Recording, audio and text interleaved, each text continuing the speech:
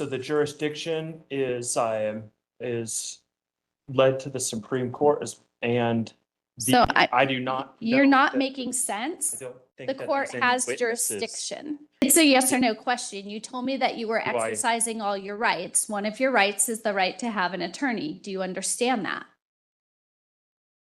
Yes or no? We do have Jimmy Ray Howard, I believe. Good morning, Mr. Howard. Can you hear us? I object. It sounds like court's trying to subject me to your jurisdiction. Is this a court of record? So, Mr. Howard, this is 86 District Court. It's the time and place for an arraignment in case 26-5132 SM. You're zooming in with us this morning. Also zooming with us is Defense Attorney Roberts. She comes to us through the Indigent Defense Council, and she's here to assist with the arraignment process. We also have Assistant Prosecutor Ms. Wandmacher zooming in with us. I never gave consent to have any attorney appointed to speak for me.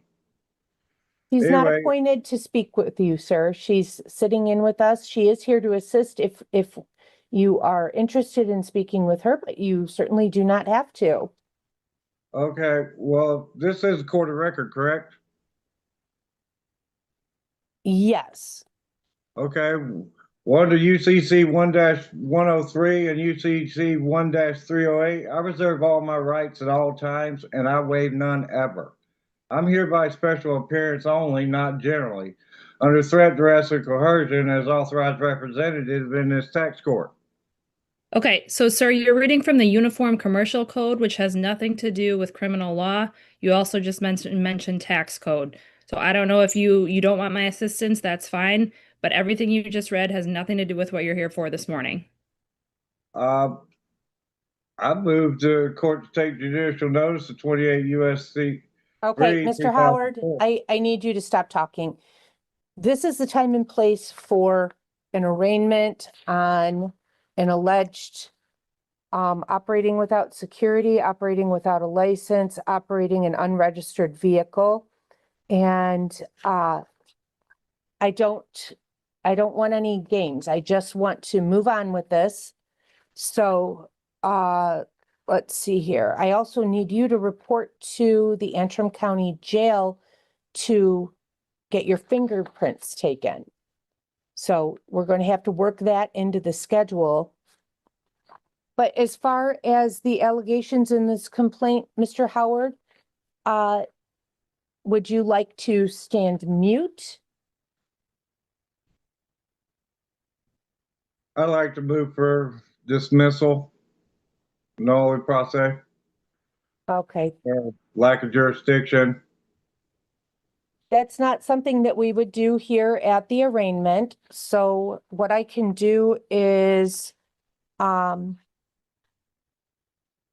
ask the court to enter a not guilty plea, that you stand mute, and we can set it for a pretrial. Do you want to be screened for a court-appointed attorney, or would you like to operate in pro per and represent yourself? I'm going to represent myself. Court now calls the case of Kenneth Phelan, 26M23. Mr. Phelan, if you want to come forward. Mr. Phelan is here in person in the courtroom. Thank you for being here today. Mr. Shield is here in person on behalf of the prosecution.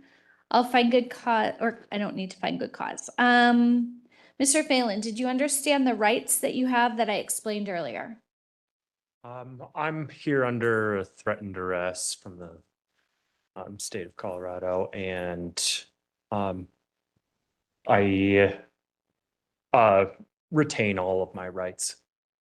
Okay, so I'm assuming since you're retaining your rights that you understand what your rights are, correct? All right. In your case, you're charged with a petty offense of third degree petty offense. A petty offense of third degree trespass.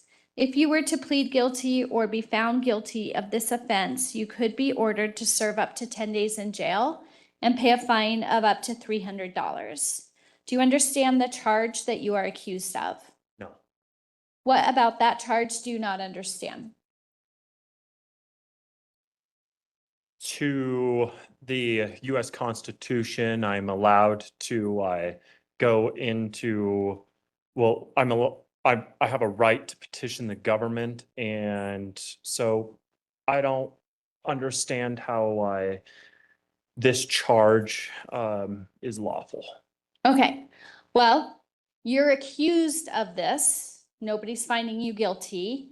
If you believe that you have a legal defense, you can say that you're not guilty and request a trial and require that the prosecution prove the charge beyond a reasonable doubt before you could be convicted or found guilty. But right now, I'm just telling you what you're accused of. Do you understand what you're accused of? Not guilty. Okay. That's not, you're moving steps ahead before my question is, do you understand what you're accused of? No. What about the accusation do you not understand? Um, I understand that you think you're not guilty, but in order to think you're not guilty, you have to understand the accusation. By saying that you're not guilty, that implies that you understand what you're accused of. Because you couldn't say that you're not guilty if you didn't understand it. So do you understand what you're accused of? I am in standing of being that this charge is frivolous and malicious. Okay, so you can plead not guilty and seek to require that the district attorney prove the charge beyond a reasonable doubt and that the charge isn't frivolous or malicious, which isn't a defense, by the way. I am going to interpret your response as you understand what you're accused of because you're telling me that you're not guilty of it and that the charge is frivolous and malicious. You couldn't say that the charge was that you think it's frivolous or malicious if you didn't understand what it was. So I'm interpreting your response to mean that you understand what you're accused of. The next step in this process is I have to issue a thing called a mandatory protection order. So at this time, I'm ordering that you may not harass, molest, intimidate, retaliate against, or tamper with any of the people who are witnesses or victims of the act that you are alleged to have committed. Okay? And I still have the right to face my accuser, is that correct? You do. You're not allowed to harass, molest, intimidate, retaliate against, or tamper with them, though.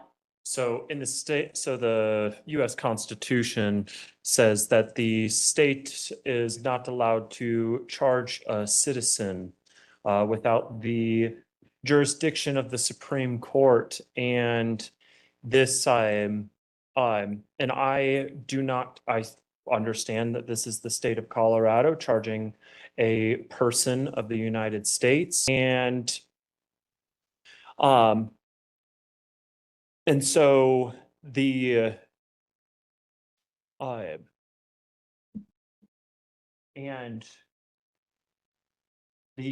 so the jurisdiction is led to the Supreme Court I do not. You're not making sense. Now the second defendant is pushing the jurisdiction argument much further, claiming the state cannot charge him without Supreme Court involvement. The judge isn't persuaded and simply tells him that the court has jurisdiction. Notice the pattern here. Every time the judge explains the next step, the defendant tries to shift the discussion back toward constitutional theories. But the courtroom continues moving forward regardless of those objections. The court has jurisdiction. I don't believe there's any witnesses, or can we? You might think that there's no witnesses and there might be no witnesses, but if there are, you can't harass, molest, intimidate, or retaliate against them. And Okay. can we set a date for discovery or? So if you need information about how to get the discovery in the case, you would need to contact the office of the district attorney. I don't have any discovery in the case. I have no police reports. I don't get any of that. If you want any of that information, you have to get it from the district attorney's office. I believe that they have a form that you have to fill out that tells them where you want them to send that information, and then they'll send it to you. Okay? So right now, you can't harass, molest, intimidate, retaliate against, or tamper with any witness or victim of the acts that you're alleged to have committed. This is a condition of your bond, and if you were to be suspected of violating this order, you could face additional criminal charges. So in a moment, my clerk's going to have a copy of that protection order. She's going to ask you to sign it and acknowledge that we're giving you a copy of it, and you can take a copy of it with you. If you have questions about what that order says, you will have a copy and you can read it as many times as you want to, or go over it with the help of an attorney, okay? So in a moment, my clerk will give you that. In this case, you have the right to have the help of an attorney. Are you planning on hiring an attorney or applying at the public defender to see if you qualify for a free attorney? I am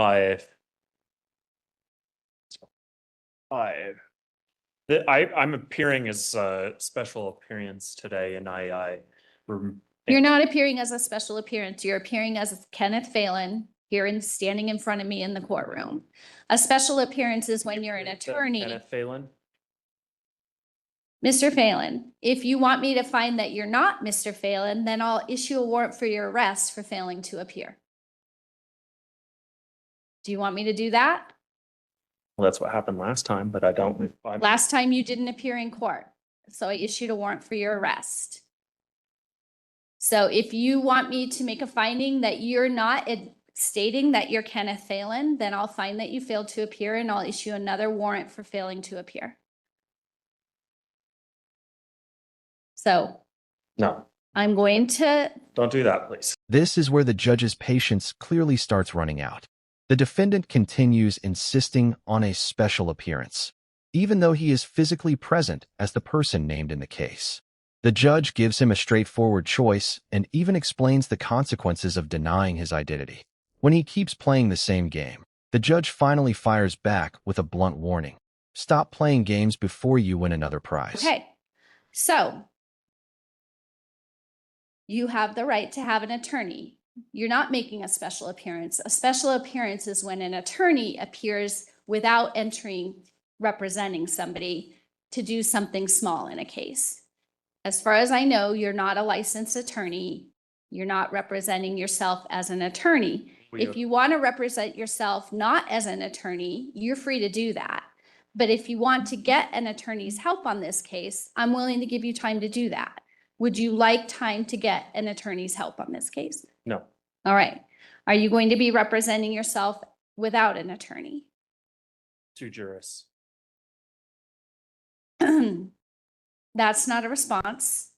It's a yes or no question. Are you going to be representing yourself without an attorney? I will retain all my rights as a person of the All right. United States. Do you want to plead not guilty at this time and set your matter for trial? Not guilty. All right. We're going to go ahead and set this matter for a trial. I have an advisement that I need to give you because you're setting the case for trial without the help of an attorney. So I have a series of questions that I have to ask you. Do you understand that you have the right to be represented by an attorney throughout these proceedings?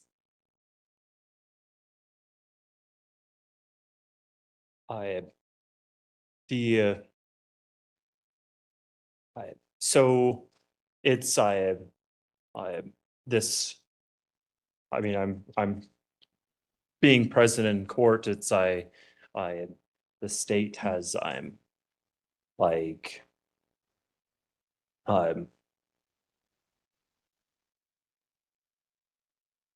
It's a yes or no question. You told me that you were Do I- exercising all your rights. One of your rights is the right to have an attorney. Do you understand that? Yes or no? no.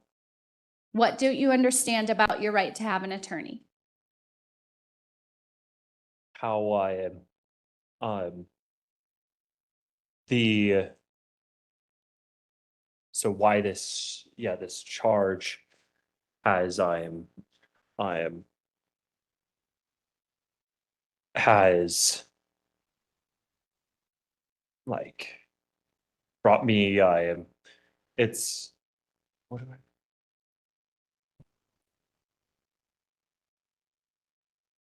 So, an attorney, has to be, so if I want an attorney, then I am, there's, I am somebody else in the case that, like, it would be, I just don't understand it, I guess. All right, Mr. Phelan, are you under the influence of any controlled substances today? Nope. It appears to me that you are having difficulty formulating thoughts or expressing yourself in complete sentences. I'm concerned about your competency. And now the hearing takes an unexpected turn. The judge is no longer focused only on the defendant's unusual legal arguments. She becomes concerned because he is struggling to answer basic questions and formulate complete thoughts. That leads the court to raise competency and order an evaluation.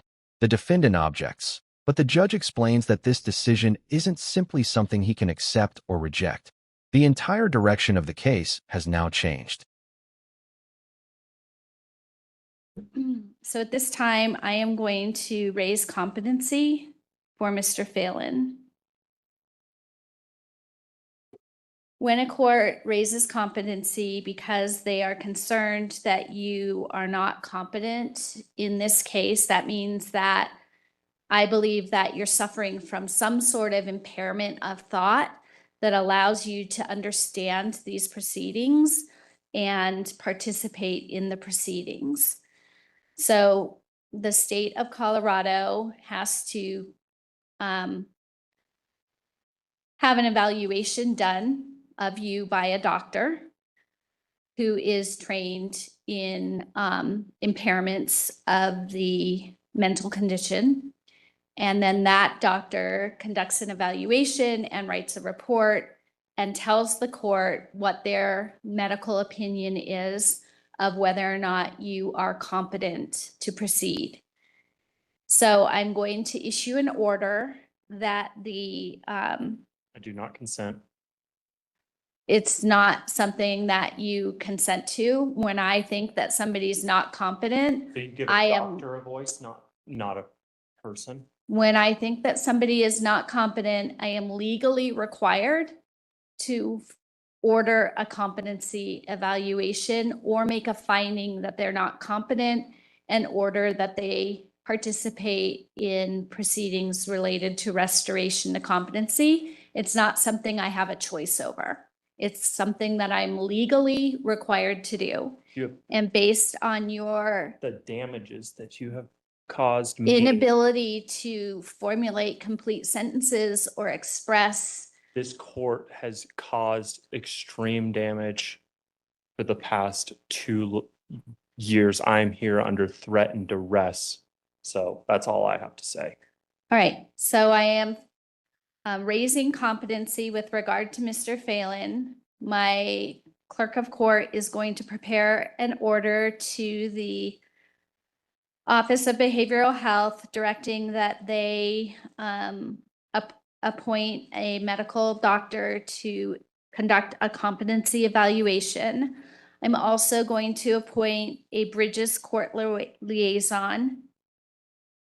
Right now, I don't know who the Bridges Court liaison is going to be because our normal Bridges Court liaison is on an undetermined duration of leave.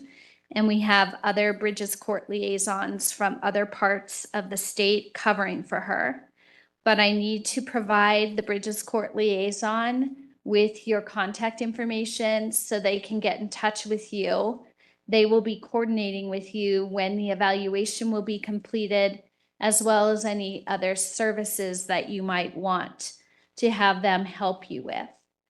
On your bond paperwork, you listed a phone number of 541-848-7484. Is that your current phone number? Don't, I don't use a phone number anymore. All right, we need to have a way for these people to get in touch with you. Do you have an email address? They can meet me in person. Well, they need They better to not have come a on way my to, private property. they need to have a way to get in touch with you so they can make an appointment with you to meet you in person. Well, I'm gonna stay out on my private property and they ain't gonna reach me. What's your private property address? Oh, All right, Mr. Phelan, it looks like the summons lists an address on State Highway 131. I'm going to have you return to court. I moved. Okay, I'm gonna have you return to court on Friday morning, and I'm gonna have the Bridges Court Liaison here so that the Bridges Court Liaison can speak to you directly about making an appointment with you. So I'll ask that you please appear on March 27th. That's this coming Friday at 9 o'clock in the morning. You can appear virtually or in person. I'll have the Bridges Court Liaison here, and the Bridges Court Liaison will talk to you directly about setting up a time to get in touch with you and meet with you, and setting up the evaluation. Okay, The 29th. March 27th, that's this coming Friday Okay. at 9 o'clock in the morning. I'll ask that my clerk of court please indicate on the Bridges order the next day and time of the court hearing, and that Mr. Phelan will be available at that hearing for the Bridges Court Liaison to get his contact information. All right, Mr. Phelan, you are free now to leave the courtroom, and I'll see you next either virtually or in person on March 27th at 9 o'clock in the morning. Thank you.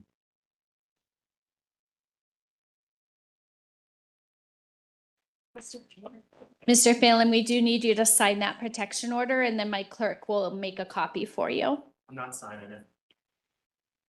All right, if you refuse to sign it, you've still been advised of it. My clerk will write that you refuse to sign it, and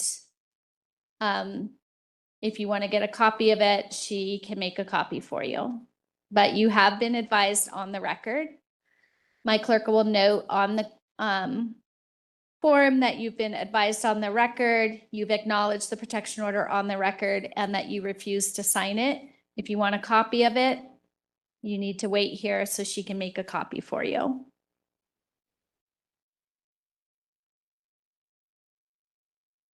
For the record, Mr. Phelan has exited the courtroom. He has refused to sign the mandatory protection order. So, what can we take away from this entire courtroom sequence? Allen's case began with disputes over representing himself and quickly developed into repeated conflicts over scheduling, discovery, speedy trial issues, suppression motions, courtroom procedure, and his own conduct. The court did grant him relief on one important evidentiary issue. The judge ruled that field testing evidence could not be introduced at trial, while other motions, including the chain of custody challenge and speedy trial dismissal request, were denied. But the most serious escalation came from his conduct in court. After being warned repeatedly about interrupting and following the judge's directions, he was ultimately found in contempt and ordered remanded into the custody of the Broomfield police. The judge also warned that continued disruption during trial could result in his removal from the courtroom. The transcript does not provide a final verdict on the underlying drug charges, so we cannot claim whether he was ultimately found guilty or not. What we can say is that his courtroom behavior created consequences completely separate from the underlying allegations. If you found this case as shocking as we did, make sure to hit that like button, share your thoughts in the comments, And don't forget to subscribe for more jaw-dropping courtroom breakdowns.